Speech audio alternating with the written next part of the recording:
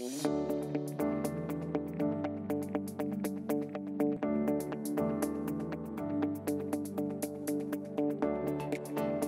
Power, economist and board member of Love Irish Food. The food industry has proved over the last year particularly just how significant a part of the domestic economy it is, and its real contribution is in terms of developing a sustainable economic model, making a major contribution to rural and regional economic activity. The food industry is a major employer of people all over the country.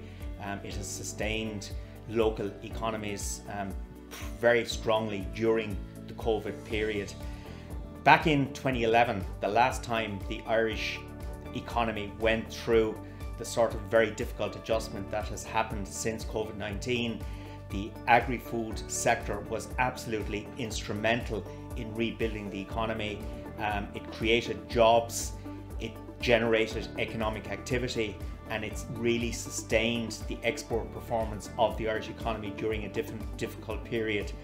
I feel extremely confident that as the Irish economy seeks to rebuild itself from the COVID-19 shock, that the agri-food sector will once again have a very significant contribution to play in that process. COVID-19 has had a dramatic impact on the Irish economy on so many different spheres. The food industry has been central to the performance of the economy in the COVID-19 environment. At one level, the industry has suffered dramatic impact due to the closure or virtual closure of many food service businesses. On the other hand, there has been a very significant move towards domestic consumption. And I think we've seen during the COVID-19 period just how significant and important the food industry is to Irish society and the Irish economy. There has been a very significant move towards domestic consumption, and rather than eating out, because people cannot eat out anymore for the foreseeable future. So it's been a bit of a mixed bag for the food industry. On the one hand, many of its clients have been shut down. On the other hand, new business has emerged from domestic consumption. However, I think the one thing that has been really important throughout the whole process is the way in which the food supply chain has actually continued to function. And I think people realise now just how important a secure supply of safe food is. And looking at the performance of the sector, back in 2011, the last time the Irish economy went through a serious adjustment of the type that COVID-19 has resulted in. Love Irish Food was formed in 2009 in response to difficult circumstances for the Irish economy and the Irish food industry at that stage. The focus is very much on informing consumers about the value of supporting local Irish food brands.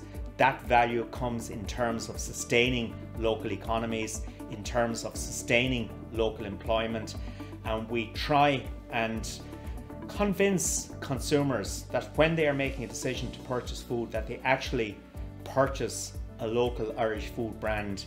And the value of doing that is very, very significant in terms of economic activity, in terms of employment. And I have no doubt that the Love Irish Food will have a key role to play in helping the economy get back on its feet over the coming years, and ensuring that the agri-food sector gets the recognition and that it delivers the economic contribution that it is capable of delivering. Nowadays, there is a real recognition of the very significant contribution that the food sector makes to the Irish economy and to sustainable economic development. Its economic contribution is very significant. There's 165,000 people employed across the agri-food sector directly in terms of primary production and manufacturing. And then of course it makes a major contribution to Irish tourism. It makes a major contribution to the Irish retail sector. So the indirect jobs that are attributed to the sector significantly higher than the 165,000 jobs that are officially recorded. Last year, we exported 13 billion euro worth of food and beverages from Ireland, 8% of our merchandise exports, so a significant contribution to Ireland's export performance. Domestic consumption of food and beverages was around 8 billion. That also, supported lots of jobs in the economy and created a strong domestic economic momentum. The sector also makes a very significant contribution to the Exchequer finances through the payroll taxes that derive from it, and also from the taxation that's paid by those businesses who are involved in the agri-food sector.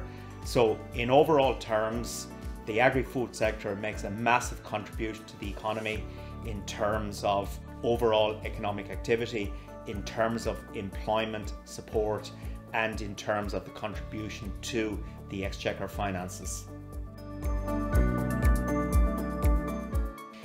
The environment in which the agri-food sector operates is very challenging. Some of the issues it faces include price compression.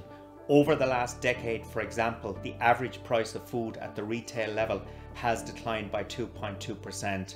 So if you are producing food in an environment where the product that you're ultimately selling to the consumer is falling in price, there is a huge onus on that business to manage its costs very, very carefully. Otherwise, margins will get squeezed very, very significantly. The second issue is around Brexit. Brexit, although a deal was done that prevented the imposition of tariffs and quotas under a WTO trading arrangement, it is still a very complicated process. So we've seen that getting Irish exports onto the UK market and importing stuff from the United Kingdom has definitely become more complicated and more difficult. Another issue is sustainability.